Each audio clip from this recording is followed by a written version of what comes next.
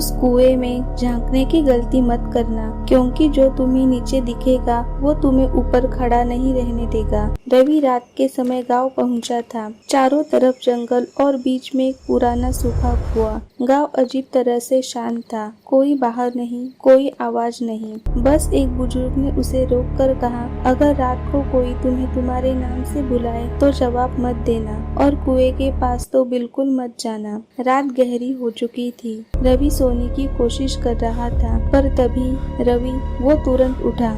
आवाज बिल्कुल उसकी अपनी थी। वो खिड़की तक गया। दूर अंधेरे में कुएं के पास कोई खड़ा था। फिर आवाज आई, नीचे आओ। इस बार साफ और सीधी कुएं के अंदर से। रवि का दिल तेज धड़कने लगा। उस बुजुर्ग की बात याद आ गई, पर उसके पैर अपने आप चलने लगे। वो कुएं के पास पहुंचा, अंदर झांका, पूरा अंधेरा। फिर अचानक अंदर से पानी हिलने की आवाज आई और धीरे धीरे एक चेहरा ऊपर आया। वो चेहरा रवि का ही था, लेकिन उसकी आंखें काली थी और मुस्कान इंसानी नहीं थी। नीचे वाला रवि बोला, तू ऊपर क्यों है? तुझे तो नीचे होना चाहिए। रवि पीछे हट गया। उसका शरीर कांप रहा था। अचानक नीचे वाला रवि दीवार पकड़कर ऊपर चढ़ने लगा। उसकी उंगलियां लंबी, टेढ़ी और गीली थी। हर खरोच की आवाज साफ सुनाई दे रही थी। रवि भागने के लिए मुड़ा, लेकिन उसके पीछे कोई खड़ा था। वो फिर से रवि था। अब 2 नहीं 3 रवि थे। एक कुएं से निकल रहा था, एक उसके पीछे खड़ा था और एक वो खुद था। रवि चिल्लाना चाहता था, पर उसकी आवाज नहीं निकली, क्योंकि अब उसकी आवाज कुएं के अंदर से आ रही थी। रवि नीचे आओ।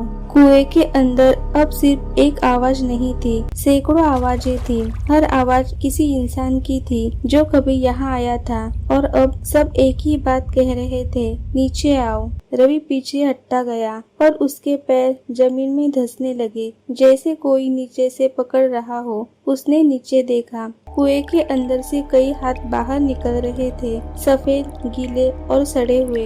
उन्होंने रवि के पैर पकड़ लिए। रवि चिल्लाया, पर उसकी आवाज बाहर नहीं आई, क्योंकि अब वो आवाज भी कुएं के अंदर जा चुकी थी। धीरे धीरे वो अंधेरे में खींच लिया गया। अगली सुबह गांव वालों को कुएं के पास कुछ नहीं मिला, ना शरीर, ना खून। बस कुएं के अंदर से हल्की आवाज आ रही थी, रवि नीचे आओ। कुछ दिनों बाद एक नया आदमी उस गांव में आया। रात को वो उसी कुएं के पास खड़ा था और अंदर से आवाज आई, नीचे आओ। इस बार आवाज रवि की थी और उसके साथ सैकड़ों और आवाजें। शायद अगली आवाज तुम्हारी हो।